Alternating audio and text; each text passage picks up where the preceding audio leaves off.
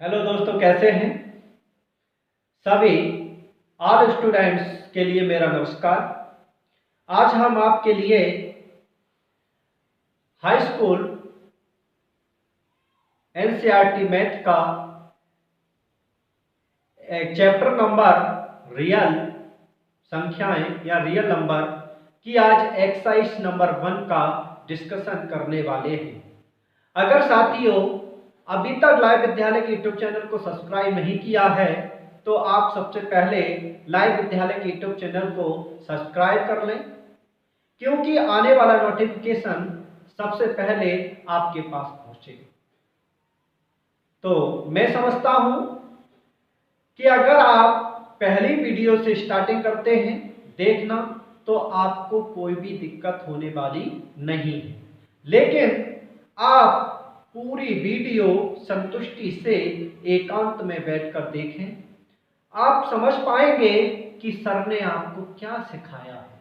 अगर समझ में ना आए तो वीडियो को डिलीट कर देना, डिसलाइक कर देना। अगर वीडियो पसंद आए तो ज़्यादा से ज़्यादा शेयर कर देना। ठीक, तो हम पहुंचते हैं रियल नंबर की एक्सरसाइज नंबर रियल नंबर की जो एक्सरसाइज है वो 1.1 का जो पहला क्वेश्चन है, 1.1 का जो पहला क्वेश्चन है, पहला क्वेश्चन कह रहा है कि 135 और 225 135 और 225 का मासा ज्ञात कीजिए। 225 का क्या कीजिए? मासा ज्ञात कीजिए। लेकिन हमने आपको एक रूल बताया था, शॉर्टकट में आपको मैंने बताया कि क्या लिखना है, EDA रूल। ये रूल बताया था। ये रूल होता क्या है कि A बराबर BQ प्लस R। ठीक है, हमने कहा कि अगर जो छोटा अंक होता है, छोटे अंक से बड़े अंक को आप क्या दें? भाग दें। अगर मैं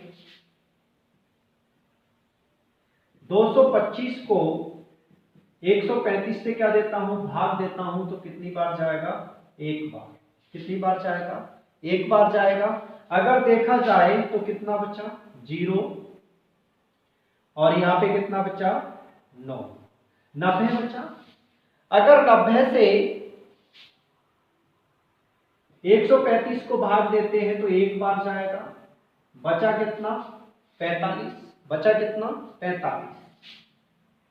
जब 45 से हम 90 को भाग देते हैं तो 45 दूनी कितना होता है? 90। रिमाइंडर क्या बचा? 0। रिमाइंडर क्या बचा? 0। तो इस रूल में आपको लिखना है। हिंदी में आपको मैं बता दूं इसका नाम क्या होता है रूल का। इस रूल को हम हिंदी बोलते हैं इक्विलियन फ्रेंड का सिद्धांत। ठीक है, तो A बराबर BQ प्लस R। तो हमने 225 को कैसे लिखा है? 135 गुणा 1 प्लस 90। फिर हमने 135 को कैसे लिखा है? 90 गुणा 1 प्लस 45। फिर हमने 90 को कैसे लिखा है? 45 दूनी 90 प्लस 0। तो आपका ये नंबर बढ़ते जा रहे हैं, तो आपका जो HCF होगा, आपका जो HCF होगा वो कितना हो जाएगा? 45। यही आपका क्या होगा? आंसर हो जाएगा। ठीक है, पहला क्वेश्चन।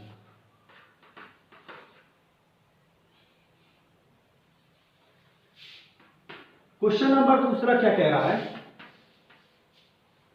क्वेश्चन नंबर दूसरा कह रहा है कि भाई दूसरा 196 और 3820 का क्या निकालना है? HCF निकालना है। जब इसका HCF निकालना है तो इसको हम कैसे लिखते हैं? तो 196 से इसको क्या दे दो?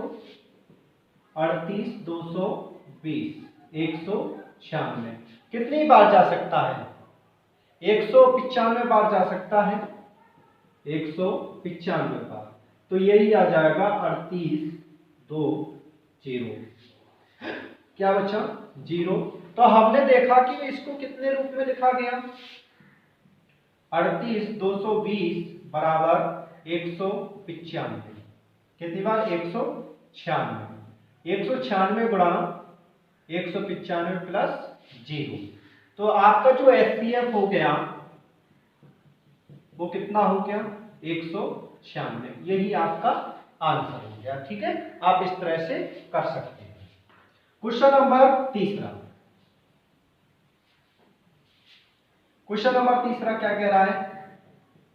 क्वेश्चन नंबर तीसरा कह रहा है कि 876 तथा 225, 876 तथा 225। तो 225 में 255।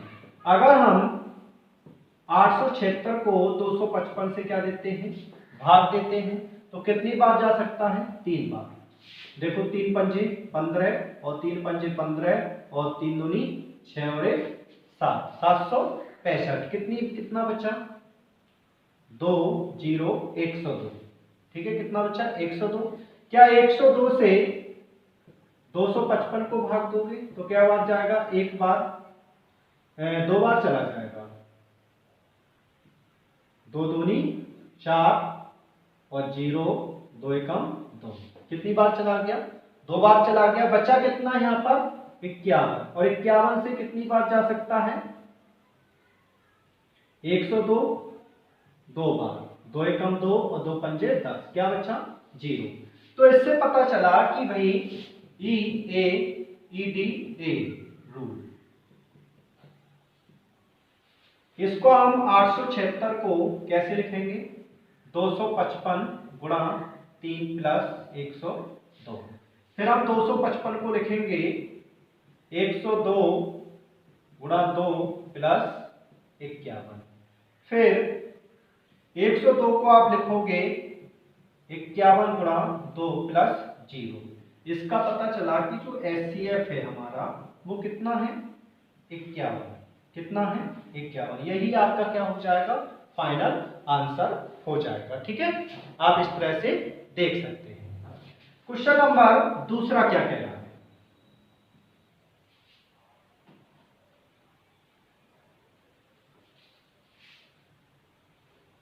क्वेश्चन नंबर दूसरा।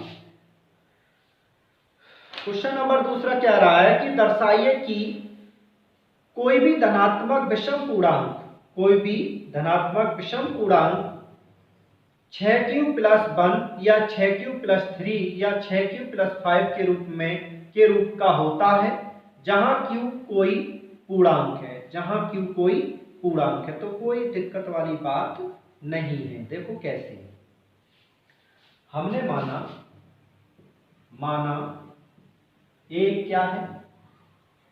पॉजिटिव। ए क्या है? पॉजिटिव और इंटीजर्स। ये क्या है? और पॉजिटिव इंटीजर्स। जब और पॉजिटिव इंटीजर्स है तब हम कह सकते हैं कि b बराबर हमारा कितना होगा? 6 होगा। अगर हम लगाएं कौन सा रूल? यूक्लिड, क्या बोलते हैं हिंदी में भी लिख दे रहा हूं, यूक्लिड विभाजन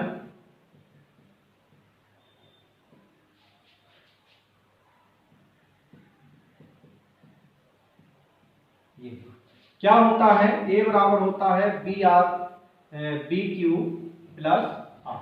ये रूल होता है।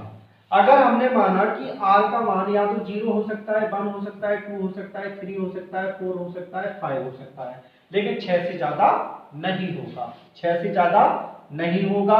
जब 6 से ज्यादा नहीं होगा तो क्या हो सकता है? क्या क्या हो सकते हैं? 0 लगाओगे तो या तो हो सकता है 6q हो सकता है। जब r का मान 1 लगाओगे तो कितना हो सकता है?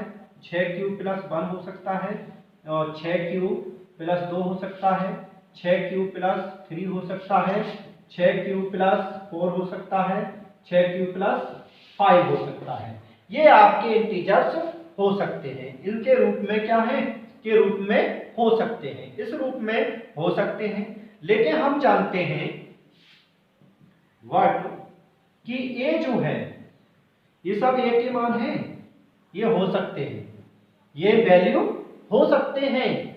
लेकिन हम जानते हैं कि ए जो है वो क्या है, पॉजिटिव ऑड इंटीजर्स है।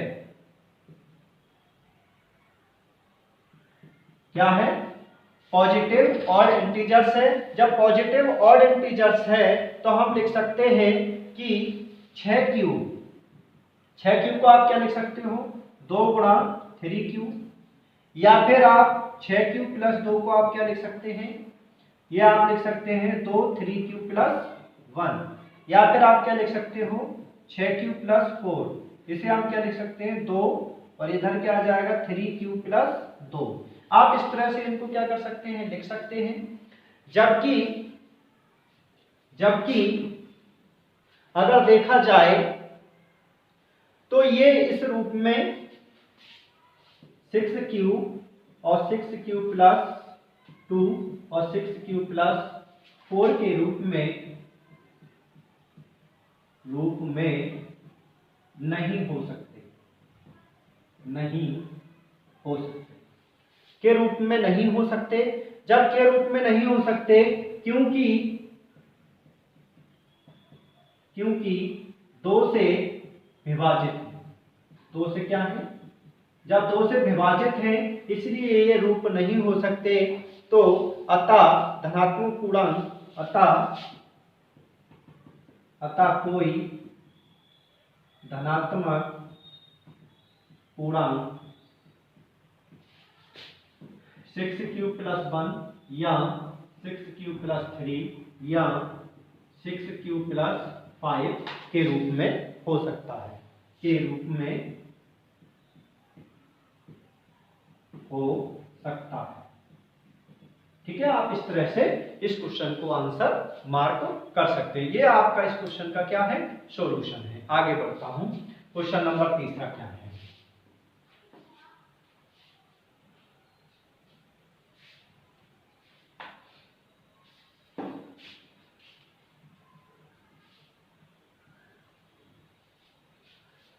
क्वेश्चन नंबर 3 क्या कह रहा है, क्वेश्चन नंबर 3 कह रहा है कि किसी परेड में 616 सदस्यों वाली एक सेना की टुकड़ी को 32 सदस्यों वाले एक आर्मी बैंड के पीछे मार्च करना है।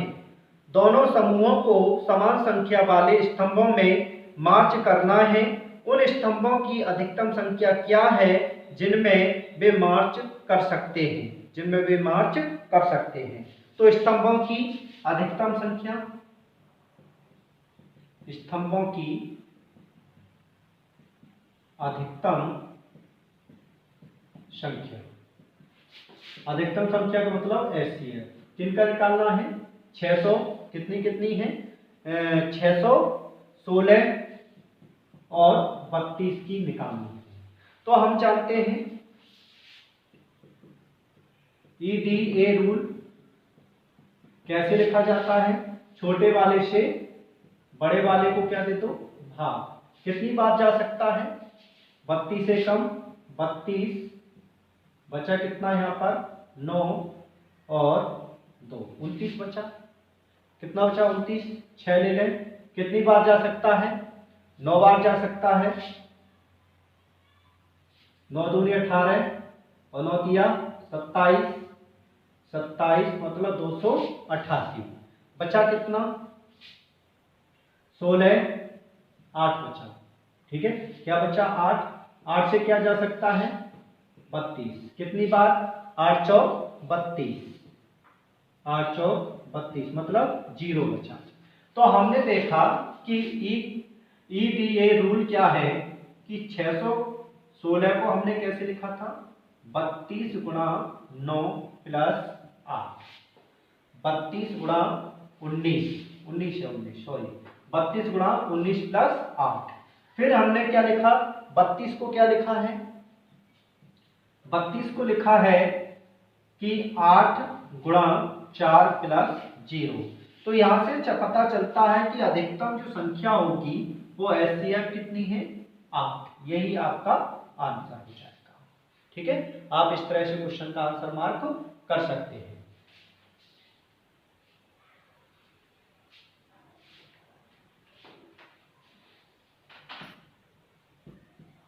क्वेश्चन नंबर चौथा क्या कह रहा है? क्वेश्चन नंबर चौथा कह रहा है कि इक्विलॉइड विभाजन प्रेमिका का प्रयोग करके दर्शाइए कि धनात्मक पूर्णांक का वर्ग किसी पूर्णांक m के लिए 3m या 3m+1 के रूप में होता है। तो कोई बात नहीं, हमने माना चौथे नंबर का आंसर लेट कि a जो होता है वो पॉजिटिव इंटीजर्स है। ये क्या है? a पॉजिटिव इंटीजर्स है। जब a पॉजिटिव इंटीजर्स है और किसके रूप में लिख रहा है, 3m या 3m+1 के रूप में लिख रहा है, तब b जो होगा वो 3 हो जाएगा। तो इसका पता चला कि या तो ये वैल्यू क्या हो सकती है a की, या तो 3q हो सकती है, या फिर क्या हो सकती है 3q+1 हो सकती है, या फिर क्या हो सकती है 3q+2 के रूप में हो सकती है। इसी रूप में तो हो सकती है, या तो 3q या 3q+1 या 3q+2 के रूप में हो सकती है। इस तरह से आप देख सकते हैं। लेकिन केस अगर हम बनाते हैं, क्योंकि ये वर्ग के रूप में पूछ रहा है, किसके रूप में पूछ रहा है, वर्ग के रूप में पूछ रहा है, तो केस नंबर फर्स्ट में क्या होता है कि अगर a बराबर 3q है तब हम वर्ग करेंगे इसका, तो a बराबर 3 किया 9 q²। तो हम इसे कितना लिखेंगे 3q²। तो हम इसे लिखेंगे 3m, मतलब कि वेयर m बराबर कितना माना है 3q²। ठीक है। और केस सेकंड क्या कह रहा है? केस सेकंड कह रहा है कि a बराबर अगर 3q+1 मानते हैं, अगर आप वर्ग करोगे तो a बराबर 3 तिया 9 q²+1 प्लस 3 दूनी 6q, ये आ जाएगा। अगर यहां से आप वैल्यू निकालें तो हम इसको क्या लिख सकते हैं, इसको हम लिख सकते हैं, यहां से क्या ले लो आप कॉमन, 3q कॉमन लो। जब 3q कॉमन लोगे तो यहां पे बचेगा 3q और प्लस 2, 3q+2 और यहां पे बचा +1। तब आप क्या करोगे कि इतनी चीज को कुछ मान लो, इतनी चीज को क्या करना है, कुछ मान लें। जब आप इसको मानोगे तो आप ये क्या देखोगे कि इधर करता हूं, आप a² बराबर क्या मानोगे, ये हो जाएगा 3m+1। तो हमने देखा कि यहां पर इन्होंने m को कितना माना है, q, और 3q+2 को मान लिया है, 3q+2 को मान लिया है। जब 3q+2 को मान लिया है तो इसी प्रकार केस थर्ड की बात करता हूं। केस थर्ड बराबर a बराबर कितना हो सकता है, 3q+2 हो सकता है, 3q+2 हो सकता है। जब 3q+2 हो सकता है तो हम इसको क्या लिखें, इसको हम लिखेंगे a² प्लस 3 तिया 9 q²+4 प्लस 4 3 दूनी 6 दूनी 12q। अच्छा, ये सूत्र आप जो लगा रहे हो ना, इधर बता देता हूं कि a + b का जो वर्ग होता है वो a² + b² + 2ab होता है। यही सूत्र हमने इस क्वेश्चन पर खोल रहे हैं। ठीक, इस क्वेश्चन पर हम यही क्या कर रहे हैं, खोल रहे हैं। अब देखो, यह हमने यहां पर क्या कर दिया है, सूत्र खोल दिया है। जब ये सूत्र खोल दिया है तो हम इसको क्या मानेंगे, यहां से आप क्या ले सकते हैं, इस 4 को बंद कर दो, 3q, यहां से आप कॉमन ले लो, कितना 3 ले लें, कितने कॉमन ले लें, 3 कॉमन ले लो। जब 3 कॉमन लोगे तो यहां बच जाएगा 3q² प्लस 3 चौक 12 प्लस 1 प्लस 1। तो ये हो गया 3q प्लस 3m प्लस 1, आपका ये रूल्स हो जाएगा। तो हमने यहाँ पे इसको m मान लिया है, इतनी चीज को हमने क्या मान लिया है, m मान लिया है। तो हम कह सकते हैं कि अतः किसी भी पूर्णांक का वर्ग 3m या 3m प्लस 1 हो सकता है के रूप का होगा। तो हम लिख देते हैं अतः, क्या लिखेंगे, अतः किसी धनात्मक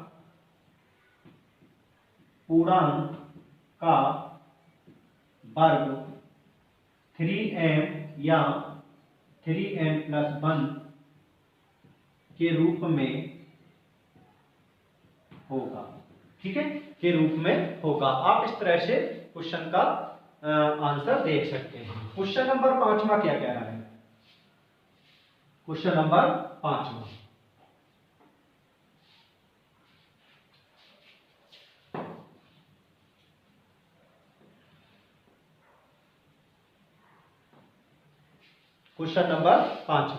क्वेश्चन नंबर 5वां कह रहा है कि भाई EDA का प्रयोग करके दर्शाइए कि किसी धनात्मक पूर्णांक का धन 9m या 9m प्लस 1 या 9m प्लस 8 के रूप का होता है, कोई दिक्कत वाली बात नहीं है। तो हम क्या मानेंगे कि माना ये क्या है, पॉजिटिव इंटीजर्स है, पॉजिटिव क्या है, इंटीजर्स है। जब पॉजिटिव इंटीजर्स है तो ईडी रूल क्या होता है, EDA रूल होता है a बराबर BQ प्लस R। जबकि b बराबर आप कितना मानोगे, b बराबर अगर आपने 3 माना है तब आप a का मान क्या लिख सकते हैं, a बराबर 3q हो सकता है, या आप 3q प्लस 1 लगा सकते हैं, या फिर आप 3q प्लस 2 लगा सकते हैं। यही प्रक्रिया आगे चलती रहेगी, लेकिन केस नंबर फर्स्ट अगर देखा जाए तो अभी की तरह था बिल्कुल भी सेम, a बराबर 3q, लेकिन हमें तो 9 करना है ना, तो इसका घन कर दूं, a की q बराबर 3 तिया 9 तिया 27q, तो यहां से निकालोगे 9, तो यह हो जाएगा 9 तिया 27q, तो हम इसको लिख सकते हैं 9m। इसको क्या लिख सकते हैं, 9m लिख सकते हैं। जब इसको आप 9m लिखोगे तो केस नंबर सेकंड, तो a बराबर कितना मानोगे, 3q प्लस 1, इसका घन करो। अगर a प्लस b का जो घन होता है वो अगर देखोगे तो a की q प्लस b की q और प्लस 3ab और a प्लस b, ये आपका क्या होता है, सूत्र होता है। जब ये आपका सूत्र होता है तो इसका जब सूत्र खोलोगे तो कितना हो जाएगा, 27q और प्लस 1 प्लस, अंदर हाल गुणा कर दें, जब हाल करोगे तो 3ab है तो 3 तिया 9 और 9 तिया 27q स्क्वायर प्लस 9q, ये आ जाएगा। यहां से आप क्या कॉमन ले सकते हैं, यहां से आप कॉमन ले सकते हैं 9 को, यहां से कितना कॉमन आ जाएगा, 9। जब 9 कॉमन लोगे तो 9 तिया 27q और प्लस 9 तिया 27q स्क्वायर प्लस q और प्लस 1, इसको आप m मान लोगे, इसको हमने क्या मान लिया, m, तो हम इसको लिख सकते हैं 9m प्लस 1। ठीक, केस नंबर जब सेकंड है तो इसी प्रकार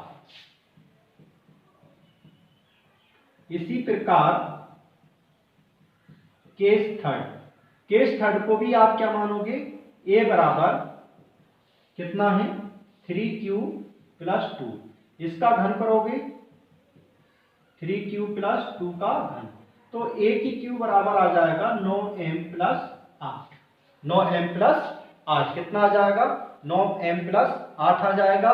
तो हम कह सकते हैं कि अतः हम कह सकते हैं कि अतः कि जो धन पूर्णांक हैं उन्हें 9m या 9m+1 या 9m+8 के रूप में लिखा जा सकता है, के रूप का होगा। यही आज आपकी एक्सरसाइज नंबर फर्स्ट का सॉल्यूशन हो गया। इसके बाद आगे की चर्चा कल करते हैं। धन्यवाद। अगर आपको वीडियो पसंद आई हो तो ज़्यादा से ज़्यादा शेयर करें और लाइव विद्यालय का यूट्यूब चैनल अगर आपने अभी सब्सक्राइब नहीं किया है तो आप सबसे पहले लाइव विद्यालय के यूट्यूब चैनल को सब्सक्राइब कर लें। धन्यवाद।